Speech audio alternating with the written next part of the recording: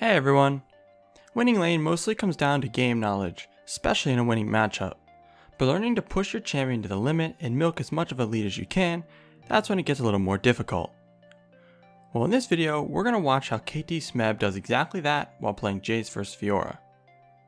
Jace is a ranged and melee bruiser versus Fiora, who is also a melee bruiser. Jace has the range advantage, poke and burst trade advantage, while Fiora has the extended trade advantage.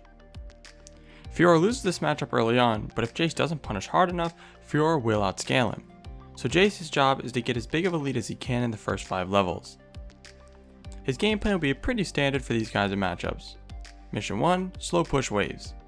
To prevent Fiora from being able to all in and use her extended trade advantage, Jace wants to stack up big waves. Mission 2, harass when they go for CS. A staple mission of all melee vs range matchups, the more damage Jace can get onto Fiora, the more CS he can deny or the more pressure he can put on the tower. In Mission 3, prevent extended trades. The only win condition Fiora has is extended trades, so Jace just needs to avoid them entirely. Alright, let's get into the gameplay. As Smeb gets to lane, Fiora is standing still, probably watching the 4v4 fight, so Smeb gives her an auto attack to wake her up. Fiora trades back with her Q though, proccing a vital and healing her to even out the trade a bit. Then, as Fiora goes for a last hit, Smeb uses his Q to poke her for Mission 2. Fiora goes all in here, and before watching it, take note of their health before it starts. Jace is at 90% with Fiora at 55%. Fiora desperately tries to hit the vital in the back of Smeb, but he positions perfectly, making sure she can't get it. Then he keeps autoing her while face checking the bush since he didn't have his ward from using it in level 1 in the river. Fiora doesn't back down though and procs a vital, then flashes to proc a second one fast, dropping Smeb to 11 health, and he flashes away. So the reason I said to take note of their health before it started was to show you what happens when you have an extended trade advantage like Fiora does. If you remember from last week's reviews, we went over this exact matchup of a Fiora that should have went in and killed Jace after he used his full combo and had no mana, but decided not to. So remember stuff like this when you're playing melee vs ranged. Anyways, this was actually really well played by Fiora and Smeb, and they trade flashes. But if we look at the wave now, since they both drew some crazy minion aggro the whole fight, it pulled towards Jace. This sets him up perfectly to start a slow push for Mission 1 because they have pretty much even minions since Fiora has a few that have really low health, so the even minion rule applies.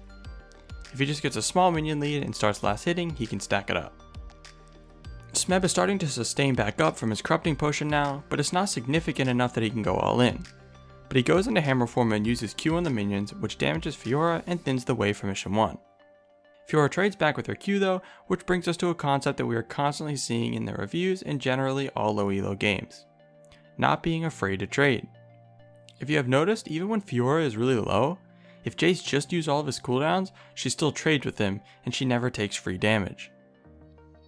After that, when Smeb's ranged form comes back up, he goes for a shock blast to finish off the Fiora, but she blocks it with her W. This lane is actually insane right now, both players are playing really well. Fiora is way too low and doesn't have her W, and she knows Smeb is going to stack a big wave, so she leaves Vision to teleport and heal up. Meanwhile, Smeb finishes collecting last hits. Even though he's really low, he knows Fiora doesn't have flash, so he's in no threat of dying unless she parries his E, and he has a big wave around him. So he keeps stacking up his wave, pokes Fiora a little bit with his shock blast, then decides it's too dangerous to stay any longer and recalls, then TPs back to lane. Something small that Smeb did here though, which you can implement into your own games, is when playing any champion with a poking tool like a Lowy or Jace, if you know you're going to recall soon, use the rest of your mana to get some poke before doing it, since you're going to replenish it before TPing back.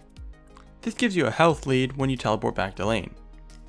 Anyways, he gets back to lane and goes into this brush, then uses it to cheese Fiora with an empowered shock blast. You should always be doing this with any ranged ability you have.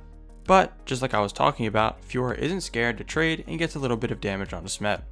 If you're wondering why Smeb isn't trying to push into the tower right now, it's because Fiora thinned the wave as he was gone, so he didn't have Mission 1 done anymore, and he knows how hard Fiora wins extended trades with his tower so far away, which is Mission 3. So he continues to play cautious while slowly poking Fiora down.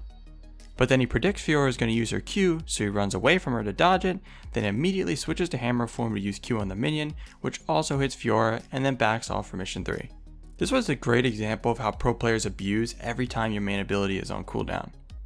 Fiora didn't have Q, so Smeb didn't hesitate to get some free damage there. Then, a vital appears on the bottom side of Smeb, so watch his positioning. He puts his body right next to the wall to make it near impossible for Fiora to get it with her Q. The vital switches sides now to the top of him and watch his positioning change again. When he stands over here, it's really hard for Fiora to get behind him. Smeb goes for some Shock Blast poke here, then uses his Jace Gate to speed him up and bait out Fiora's Q. And since her main ability is down again, he uses his range form W to hit her a few times to get some really nice poke. Up until this point, the lane has been very even, but with that last trade and how the minions are starting to stack up again for mission 1, Smeb is in a really dominant position. Fiora tries to trade again, but takes even more damage, putting her in an even worse spot. Alright, so Fiora is really low and starts walking up towards this brush. Why do you think she's doing this? Your immediate thought should be, he's getting ganked. Fiora is in no position to fight. Smeb has a huge health lead and has a minion lead. Reading enemy movement can easily alert you of when the jungler is around or is about to gank. Well, Smeb smells that something is up and goes in knowing Xin has to be here. Fiora jumps in with her Q and expects Jace to Shock Blast, but Smeb doesn't panic and waits for it, then hits a Shock Blast, switches to Hammer Form and finishes Fiora off. Then he uses his Phase Rush and Gate Speed to cut away from Xin and knocks him away. This forces Xin to flash, but gave Smeb enough time for his Cannon Form to come back up, so he switches to that for that extra bit of movement speed to keep kiting Xin and finish him off for the double kill. So obviously Smeb is insane and played that literally perfect. And of course it takes a long time to get to this level of mechanics, but you have to realize this is Korean Challenger, and you can do the same exact thing he just did in your own games if you set it up properly by sticking to your win conditions and getting a nice health lead like he did while stacking a big wave to assist you in the 2v1. But Smeb got the lead he was looking for in the early game and really pushed Jace's limits with this 2v1 to close out the lane. Let's recap. At the start of the lane, Fiora decided to all in at level 1 after a few minions died and forced Smeb to flash away with 10 health, which really showed us all that if your champion wins in extended trades, you can win a fight where you start at 55% like Fiora and the enemy starts at 90% like Smeb. After that, Smeb healed up with his corrupting potion, forcing Fiora to recall and TP back to lane. When she got back to lane, Smeb used the rest of his mana to poke her down to give him a health lead after he uses his own TP. When he got back, the wave was close to Fiora's tower, but since he didn't have a wave of minions to help him fight, he didn't try to keep pushing. He slowly poked Fiora down every time she used her Q and avoided any chance to give her an extended trade. Eventually Fiora got really low, but started walking up, which alerted Smeb that Xin should be here to gank. He went all in on Fiora, killed her first, then killed the Xin as well through some perfect kiting to get a double kill and close out the lane. That's going to wrap up this video. I hope you enjoyed and thanks for watching.